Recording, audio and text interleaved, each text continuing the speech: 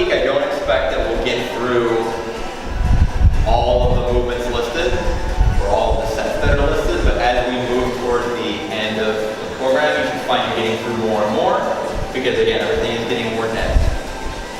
So, you'll see the rest is trimmed down by 30 seconds per week, until it basically is nothing. It's going to go all the way down to 10 seconds, 15 seconds. So let's look at the 8A first. So we've got A1, we've got the wide stance, barbell squat. So the stance just outside their hips and get the knees to track out nice and wide. Some people will break parallel, some will not. You know, ideally with the box squat, people will have a really good idea what their normal depth is, but widening the stance out just gives them more loose hamstrings. Narrower stance squatters are not going to get super deep, that's fine. Okay. Just make sure the knees are staying as wide as the feet at the bottom position of the squat, no matter what. And then we'll superset that with a seated dumbbell press. We're using a palms in.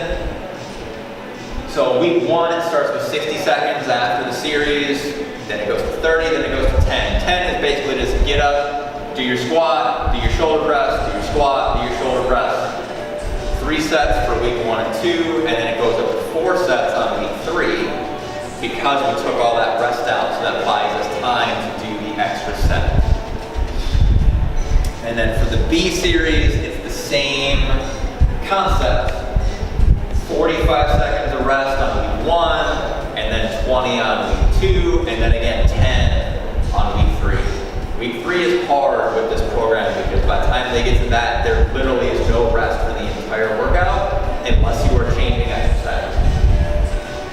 What I want you guys to do is not raise anybody's weights throughout the course of the program because you're taking rest away, so the recovery time gets compromised.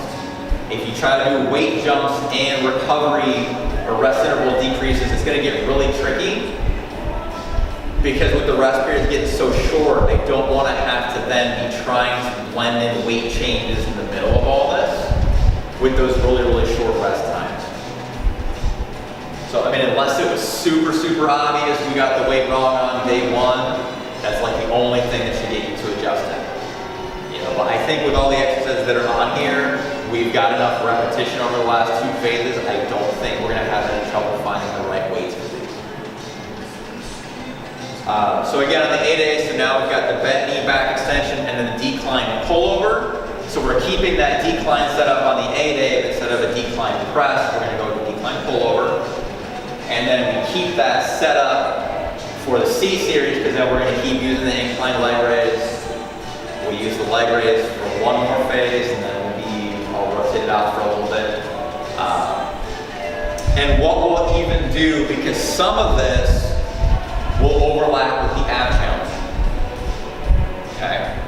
So what I want to do is if you know you are going to be running an ab group right after, we're going to swap out some of these ab exercises for other body weight or other movements.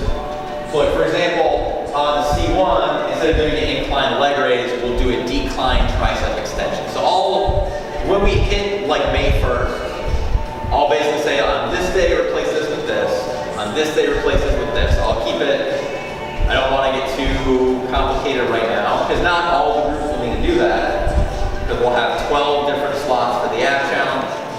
People who are doing it, I don't want to be doubling up on ab work already, or it'll feel like that ab section is not even really necessary. But not everyone is going to do it, so I still don't want to completely scrap all of the abdominal work. But just know that there will be some swaps we'll implement for it. It's basically going to be one exercise. Actually, it's one exercise for like 3 of the days. One of the days doesn't even have anything that needs to swap out. So, and then straight arm push-up, the usual execution. Now, if we're finding that people have a hard time with on the floor, what I want to do, I've been playing with this a little bit, and I got some advice from our coach. So instead of the regular push-up version, instead of raising them up here, what I want to do is we're going to have them take a band, And this can even just work if you have someone who just can't figure out what the hell this is. Like I tried something, not this, but something like this with Steve once, and because he could feel his back against something, it helped him, because like in midair, he can't do it because he can't feel what the hell's back. So you take a band, and you turn it once so there's an X in the middle. This just helps keep the band from slipping off your back. If you go like this, now you just go on all fours, and then just down, but now you can actually push against the resistance of the band. So even though we don't have the full weight of your body weight, because you have something to push into, for people who struggle with getting that feeling, it can be an easier thing than, like the thing that we've been finding when we try to go to the bench, is that when they're over the bench, people like all try that. So like to do it on the bench, you kind of have to be away from the bench to make sure that it stays, make sure the arm still stays like this. Because if you're like, listen, if you're like this, I've had lots of people like, oh cool, now I just feel my neck. So that hasn't been my favorite regression for the straight arm push-up, but I want the serratus work. So I want to, and I would say with the band, you're looking at the skinny orange band or the red band. I don't expect we will go any further than that. But pretty straightforward, but it's just giving them something to push into as opposed to body weight if they can't do the regular version. I don't know if this is a regression, but I had success getting people who weren't getting it to do non-performance instead. That'll get up tight. Like that's like see what they're. We used to try that. We had issues with it being almost a quarter. I'm sure, I would. So yeah, I mean, yeah. So could we used to run those as more like the next level up version of it? You know, which would be fine if it's something who finds it's too easy to plank them. But yeah, I remember running those for a while, just like the next level. It used to be like we would always do this one, we would regress to this one. Now it's kind of moved to like using this one and regressing upwards. So, but that C1, C2, every single week, it's no stopping. Like once you start, you go leg raise, push up, leg raise, push up, leg raise, push up, workout's over. So week one, you probably, I think we usually only get through like one set of the C series on week one, and then we start getting more and more and more as we get into it. So that's the A day. Okay. Then for the B day, so we've got 60-degree incline press, Romanian deadlift, no surprises there. Neutral grip chin up. The contralateral dumbbell split squat is opposite side. Okay, so you're only loading one side. So it's essentially, it becomes whatever you're doing, like if you were doing a shoulder press, how you'd step back with this leg.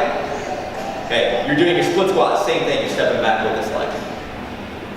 Okay, because the weight now this way is trying to pull them over here, so the glute and the oblique on this side have to then fire harder to stabilize that way. But it's split squat, flat foot, not front foot elevated, and you can regress the front foot elevated, but the stock version of it is flat feet. And I know I demoed it with a kettlebell, but use a dumbbell or a kettlebell, it really doesn't matter. And then C1, we've got the dead bug, which again, like we'll regress out of that for people who are doing the core challenge, or ab challenge, whatever you call it. And then C2, I put the dumbbell scarecrow back in because I haven't done this, the dumbbell version in 18 months. It's just the regular band, scarecrow minus the band, replacing it with dumbbells again. Okay.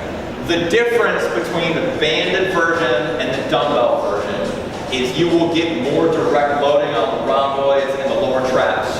You do not get any loading on the side and posterior delts, because that's what the band is there to do. Okay, so with the band, you're pulling it out. Okay, so there's your side and posterior delt depending on which phase of the pull you're in. But when it's just dumbbells, all of the gravity is just now pushing straight down. So it's any muscles that will be responsible for fighting this position. So your rhomboids, lower traps, serratus even a little bit to a degree.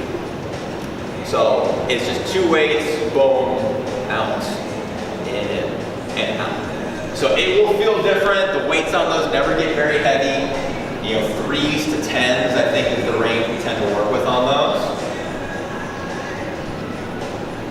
But just because I want to hit a little bit deeper into like the mid-back down by like the lower thoracic spine and not put as much into the shoulders on that one. So in case people ask, just tell them it's different. If you don't want to break down the whole, they don't know the fucking anatomy anyway. But that's our B day. Okay, C day. A1 is the goblet style Bulgarian split squat, which is great for reinforcing posture because a lot of people do not stay upright very well on a Bulgarian split squat. So you get that perpetually bent over, like this kind of shit. And then like they're moving through this when they stand up and they wonder why the lower back gets trapped before they're done. Goblet squat obviously does not allow